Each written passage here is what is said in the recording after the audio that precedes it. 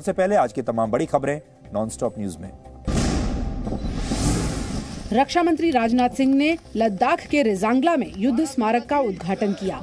ये war memorial 13 Kumaon regiment के उन योद्धाओं को समर्पित है जिन्होंने रेजांगला की लड़ाई में चीन के दांत खट्टे कर दिए थे।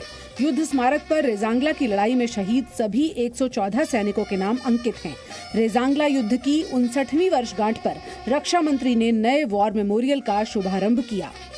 सारे लोगों ने इसमें पूरी तरह से मदद की है और जाकर यह भव्य यहाँ पर मैं यह तैयार हुआ है। रक्षा मंत्री राजनाथ सिंह व्हीलचेयर पर बैठे ब्रिगेडियर आर.वी. जटार को भी वॉर मेमोरियल तक ले गए। 1962 में चीन से हुए युद्ध के दौरान ब्रिगेडियर जटार कंपनी कमांडर थे।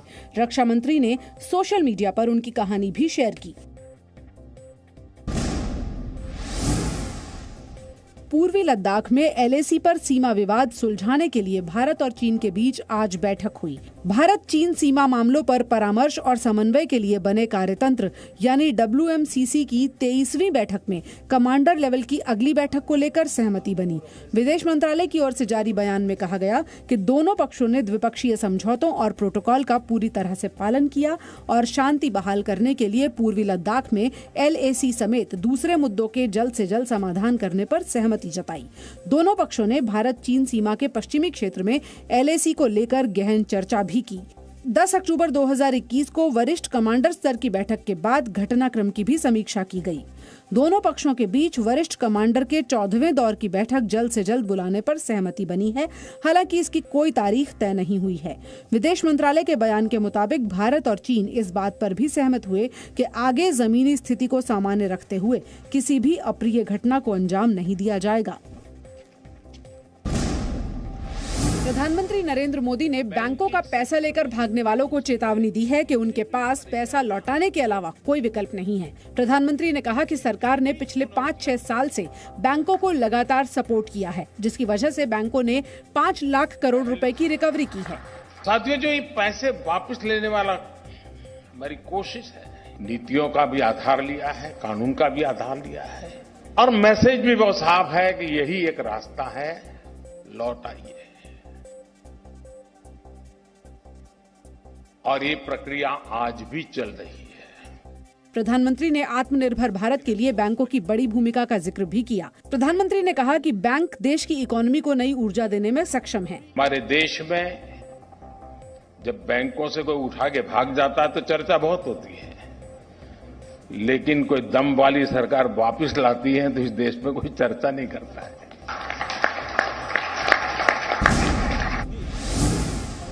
प्रधानमंत्री नरेंद्र मोदी ने वीडियो कॉन्फ्रेंसिंग के जरिए फार्मास्यूटिकल सेक्टर के पहले ग्लोबल इनोवेशन समिट का उद्घाटन किया। इस मौके पर उन्होंने कहा कि फार्मा सेक्टर में भारत आत्मनिर्भर बन रहा है। We exported life-saving medicines and medical equipments to over 150 countries. We have also exported more than 65 million doses of COVID vaccines to nearly 100 countries this year. प्रधानमंत्री ने ये भी कहा कि भारत के लोग आत्मनिर्भर भारत की वैक्सीन लगवा रहे हैं और दुनिया की जरूरतों के अनुसार भारत बड़ी मात्रा में हर्बल मेडिसिन का भी निर्यात कर रहा है। प्रधानमंत्री मोदी ने make in India, make forward का भी आह्वान किया। उत्तर प्रदेश विधानसभा चुनाव को लेकर बीजेपी अध्यक्ष जेपी नड्डा ने बड़ी बैठक की, जिसमें चुनावी रणनीति और कार्यक्रमों को लेकर चर्चा हुई। सूत्रों के मुताबिक बीजेपी विधानसभा चुनाव से पहले यूपी में 4 विजय संकल्प यात्राएं निकालेगी। बीजेपी की यात्रा यूपी के 4 अलग अलग रूट्स पर निकलेगी। ये रथ यात्रा पश्चिमी यूपी, पूर्वांचल, अवध, ब्रिज और बुंदेलखंड से गुजरेगी। चारों रथ यात्राओं के जरिए बीजेपी राज्य की सभी 403 विधानसभा सीटों को कवर करेगी। विधानसभा स्तर पर जो प्रभारी और बूथ के और मोर्चों प्रकोष्ठों के जो कार्यक्रम चल रहे हैं अभियान के रूप में, सामाजिक संपर्क भी नीचे तक बूथ तक कैसे होगा, इन सभी बिंदुओं पर ठीक ढंग से विधिवत चर्चा हुई। 19 नवंबर से प्रधानमंत्री नरेंद्र मोदी 3 दिन के यूपी दौरे पर रहेंगे। 19 नवंबर को झांसी की रानी लक्ष्मीबाई की जयंती है। इस मौके पर झांसी में पीएम मोदी वायुसेना को स्वदेशी लड़ाकू हेलीकॉप्टर HAL, सेना को स्वदेशी ड्रोन और नौसेना को एडवांस इलेक्ट्रॉनिक वॉरफेयर सूट सौंपेंगे। गुरुग्राम में खुले में नमाज को लेकर हुए विवाद में भाईचारे की मिसाल पेश की गई। मुस्लिम समुदाय के लोगों की नमाज के लिए कई हिंदुओं ने अपने घर से लेकर दुकानों तक के दरवाजे खोल दिए, तो वहीं गुरुग्राम के गुरुद्वारा श्री गुरु सिंह सभा ने गुरुद्वारे में नमाज के लिए जगह देने की घोषणा की। अगर किसी को खुले में इतराज है तो हमने जगह खोली कि मैं बाहर उनको इतराज है तो उनका इतराज ना हो, इधर आके नमाज अदा कर लीजिए, तो गुरु घर है। दूसरी ओर पाकिस्तान ने गुरुग्राम में नमाज विवाद के बहाने भारत के खिलाफ दुष्प्रचार की साजिश की। पाकिस्तान के विदेश मंत्रालय की ओर से बयान जारी किया गया और बीजेपी शासित हरियाणा में नमाज पर प्रतिबंध की निंदा की गई। पाकिस्तान ने संयुक्त राष्ट्र से कथित इस्लामोफोबिया पर रोक लगाने की मांग की।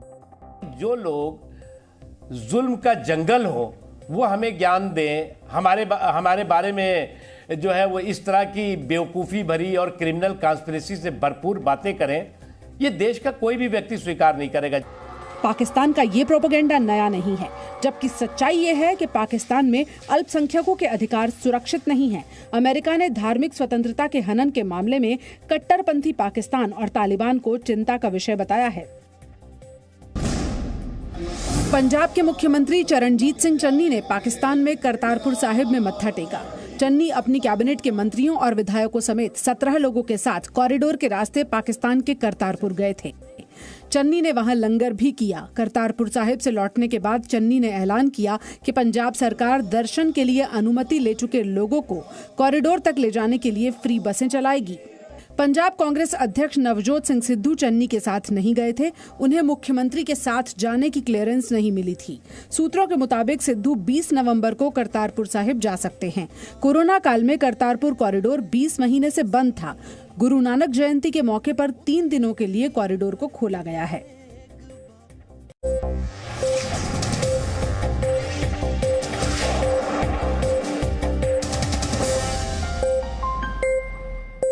Presenting B News app, available on Google Play and App Store. Download it now.